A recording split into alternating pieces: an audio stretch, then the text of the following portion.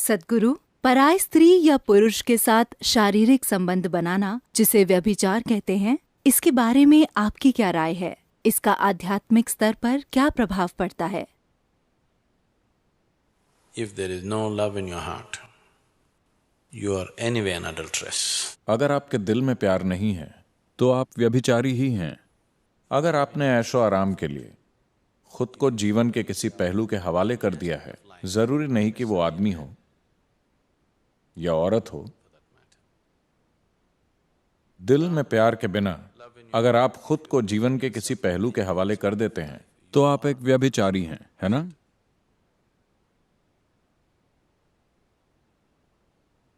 तो क्या मैं व्यभिचार के खिलाफ हूं? हाँ, उस मायने में हाँ, हर पहलू के साथ।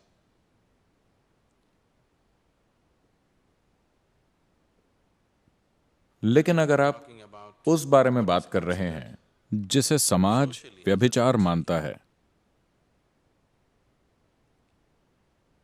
तो ये उस व्यक्ति पर है, और जो भी काम आप करते हैं उसका एक नतीजा होता है। लेकिन अधिकतर लोग जब नतीजे सामने आते हैं वो उन नतीजों का सामना करने को तैयार नहीं होते, लेकिन उन नतीजों का सामना किए बगैर ही वो ऐसे हालात चाहते हैं जिनका वो मजा ले सकें।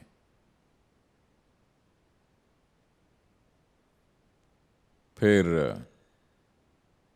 Anybody who is not willing कोई भी इंसान जो अपने किए हुए कामों के नतीजों को खुशी खुशी स्वीकार करने को तैयार नहीं है, वो बस एक मूर्ख है। और a fool is somebody मूर्ख वो होता है जो अपने ही खिलाफ काम करता है, जो अपने ही खिलाफ काम करता है।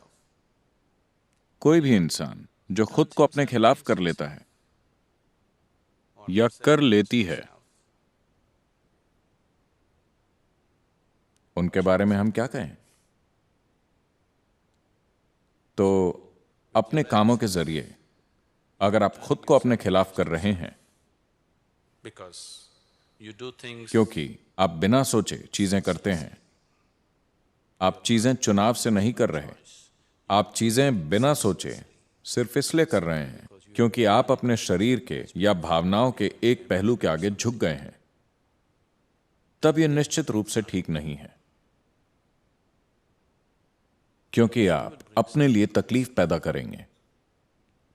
कोई भी चीज जो किसी इंसान के लिए तकलीफ लाती है, खासकर उसके खुद के लिए, क्या वो ठीक है? कोई इंसान जो खुद के लिए दुख और तकलीफ को न्योता देता है, वजह चाहे जो भी हो, उसका कोई तुक नहीं है। मैं किसी चीज के खिलाफ या पक्ष में नहीं हूं। मैं चाहता हूं कि आप समझदारी से जिएं। जिसमें भी आपको सबसे ज्यादा समझदारी लगे, आपको वही करना चाहिए। क्या यह गलत है, क्या वो गलत है, मुद्दा यह नहीं है। क्या आप अपना जीवन समझदारी से जी रहे हैं? सवाल बस यही है। or are you a slave of something या क्या आप किसी चीज के गुलाम हैं और मेरी सहमति लेने की कोशिश कर रहे हैं अपनी किसी बेवकूफी के लिए? नहीं, मैंने न तो किसी काम के लिए मंजूरी दी है और न ही नामंजूरी दी है। as long जब तक आप उस बारे में समझदारी से बर्ताव कर रहे हैं जो आप कर रहे हैं। नासमझी भरा जीवन पाप है ना? अगर आप समझदारी से जीते हैं, इस तरह से कि ईश्वर भी आप पर गर्व करे, तो ठीक है। if you've just given into अगर आप बस झुक गए हैं अपने शरीर के या भावनाओं के या मन के तरीकों के आगे और अपने ही खिलाफ काम कर रहे हैं, तो यह समझदारी नहीं है। तो ऐसी बेवकूफी, क्या यह गलत है? मैं ये भी नहीं कह रहा हूं कि यह गलत है, यह बस बहुत सीमित और बेवकूफी भरा है। मैंने अपने जीवन में कभी किसी चीज को सही या गलत नहीं कहा है, लेकिन जो भी चीज सीमित या बेवकूफी की हो वो करने लायक नहीं है। तो मैं कहूंगा कि व्यभिचार करने लायक नहीं है। क्या यह सही है या गलत? मैं कौन होता हूं जीवन की किसी चीज के बारे में फैसला करने वाला? मैं जीवन के बारे में फैसले नहीं सुनाता। But it is stupid and limited. लेकिन यह मूर्खतापूर्ण और सीमित है कि आप अपनी खुद की तकलीफ का कारण बने। किसी ऐसी चीज के आगे झुक जाना मूर्खता और नासमझी है जो आज सब कुछ लगती है और कल आपको बेवकूफ जैसा महसूस कराती है ना? उस चीज के आगे झुक जाना बेवकूफी होगी जो आपको आज सब कुछ लग रही है और वही कल सुबह आपको खुद मूर्ख जैसा महसूस कराए, किसी दूसरे को नहीं। That is a senseless way to live.